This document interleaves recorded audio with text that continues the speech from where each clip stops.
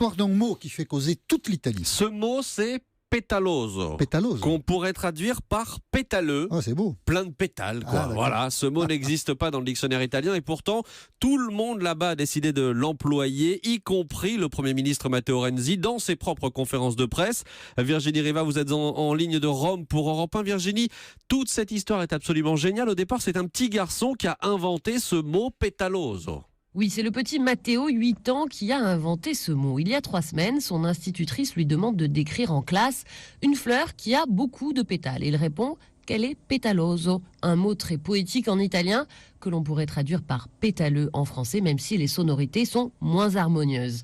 Une mauvaise réponse, mais une réponse jolie et inventive pour son institutrice, qui conseille alors à Matteo de prendre sa plus belle plume pour écrire à l'Académie de la Crusca, l'équivalent de notre Académie française, afin de suggérer au gardien de la langue italienne d'ajouter ce mot au vocabulaire. L'Académie lui répond que le mot est effectivement bien formé, un mot joli et clair, lui dit-on, mais ajoute que pour entrer officiellement comme nouveau mot, il doit être connu et utilisé par de nombreuses personnes en Italie. L'un des premiers à avoir réagi hier après la publication de cette lettre de l'Académie par la presse italienne, c'est le président du Conseil lui-même, Matteo Renzi, qui a utilisé l'adjectif en conférence de presse. Questo progetto è un progetto petaloso.